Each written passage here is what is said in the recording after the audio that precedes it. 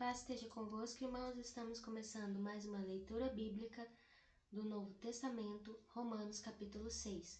Que diremos, pois? Permaneceremos no pecado para que a graça abunde? De modo nenhum.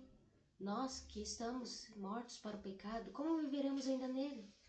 Ou não sabeis que todos quantos fomos batizados em Jesus Cristo fomos batizados na sua morte? De sorte que somos sepultados com ele pelo batismo na morte, para que, como Cristo foi ressuscitado entre os mortos pela glória do Pai, assim andemos nós também em novidade de vida. Porque se fomos plantados juntamente com ele na semelhança da sua morte, também o seremos da sua ressurreição. Sabendo isto, que o nosso homem velho foi com ele crucificado, para que o corpo do pecado seja desfeito, para que não sirvamos mais ao pecado. Porque aquele que está morto está justificado do pecado. Ora, se já morremos com Cristo, cremos que também com ele viveremos, sabendo que, tendo sido Cristo ressuscitado entre os mortos, já não morre.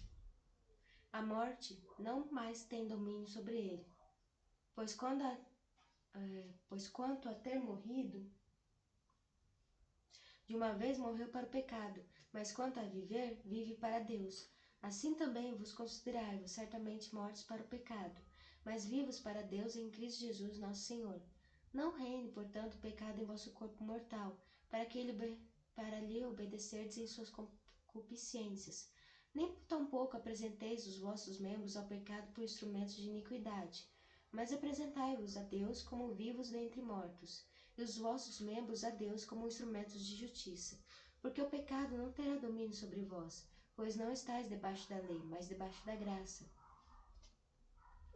Pois que pecaremos porque não estamos debaixo da lei, mas debaixo da graça? De modo nenhum. Não sabeis vós que a quem vos apresentardes por vós servos para lhe obedecer, sois servos daquele a quem obedeceis, ou do pecado para a morte, ou da obediência para a justiça? Mas graças a Deus que, tendo sido servos do pecado, obedeceis de coração a forma de doutrina que fostes entregues. E libertados do pecado, fostes feitos servos da justiça.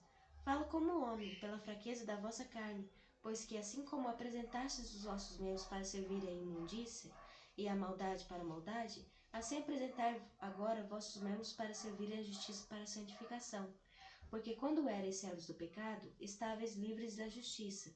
E que fruto tinhais, então, das coisas de que agora vos envergonhais? Porque o fim delas é a morte. Mas agora, libertados do pecado e feitos servos de Deus, tendes o vosso fruto para a santificação, e por fim a vida eterna.